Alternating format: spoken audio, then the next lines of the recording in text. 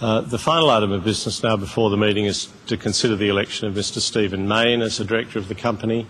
Mr Mayne's nominated himself to stand for election and has outlined his credentials and the platform on which he's standing in the notice of meeting.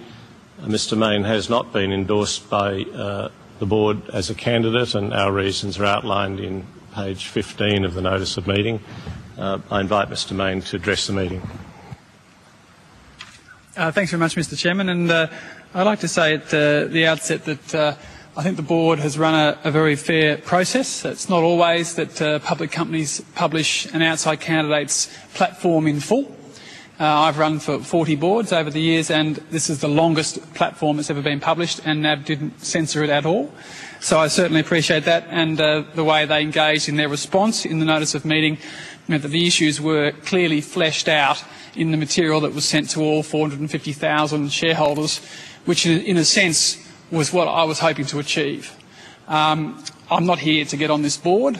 I'm here to raise the issue of the fact that, in my opinion, the retail shareholders have been treated poorly in the way that the SPP was scaled back like no other before in Australia. So I'm simply a retail shareholder advocate who moves around the market, who has the world's biggest small share portfolio, tiny holdings in 750 stocks, and attempts to get best practice in the market for retail investors so they don't get diluted or done over or misrepresented or anything. So for me, running for a board is a last resort, and that's why I'm here today. I've been a little bit disappointed with the process, having initially engaged with NAB directly about the scale back, or before the scale back, actually suggesting an SPP at the time of the Aviva acquisition. Didn't happen. We then got another capital raising through a placement in SPP, which led to further dilution for retail. Wrote again, no joy. So here I am today, simply attempting to prosecute the case. I was hoping that the chairman, who I think it is probably fair, Mr Williamson, to personalise it a little bit, because the chairman has fronted the whole debate. I haven't heard anyone else at NAB talk. The chairman wrote to the board about the SPP, wrote to the shareholders about the SPP issue. The chairman dealt with it in the meeting this morning with Ross Greenwood and Peter Thompson. The chairman has dealt with it today. I have a real sense that it's the chairman's issue, and so it was appropriate to speak out against the chairman and for me to advise shareholders to vote against the chairman to send that message. Did it happen? No. The chairman got 98.7% in favour and has received the usual massive endorsement from the shareholders. So I ran for the 10 board last week and got less than 1%. I know I'm not going to get elected today, but I simply want to get the message across to the entire market, as well as to NAB, that retail shareholders must be treated fairly.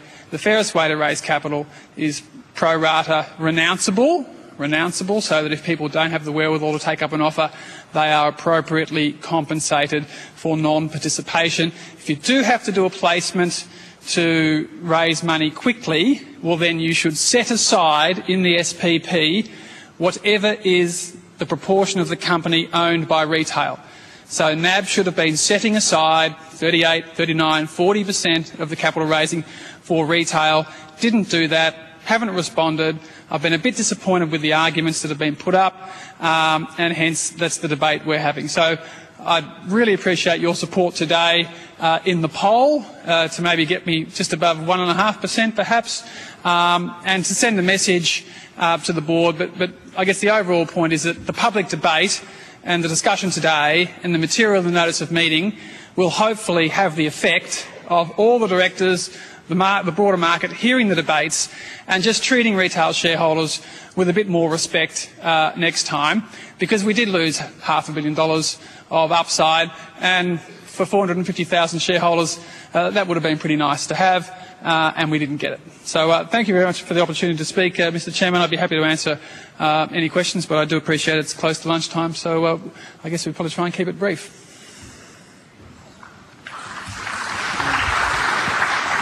Thank you, Mr Mayne. Are there any comments or questions shareholders wish to raise in relation to Mr Mayne's election? Microphone number 4. Chairman, may I introduce Mr Lee Keelton? Thank you. Through you, Mr. Chairman.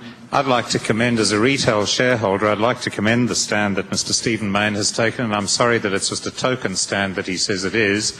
I hope that he gets over the line, but maybe his insights are more realistic than mine. But I think that it is time that the retail shareholders were represented on the board, and I would ask him, if he does get elected to the board, whether he would also take up the issue of executive remuneration. I know we talk about this over and over again, but it is an issue. I don't believe that any of the brains that are sitting up on the stage at the moment are worth more than a brain surgeon, and in fact not 3 or 4 times what a brain surgeon would earn, or the senior partner in a firm of lawyers or accountants. They're the same brains inside the same head, and I don't believe that they are worth the sort of money we're talking about. It's just absolutely iniquitous. And I think that this needs to be addressed, even if it is a worldwide phenomenon. At some point in time, we've got to start to have reality prevail again. So, Mr. Mayne, I wish you well with that, and I hope you'll bring that reality to the board. Thanks very much. Are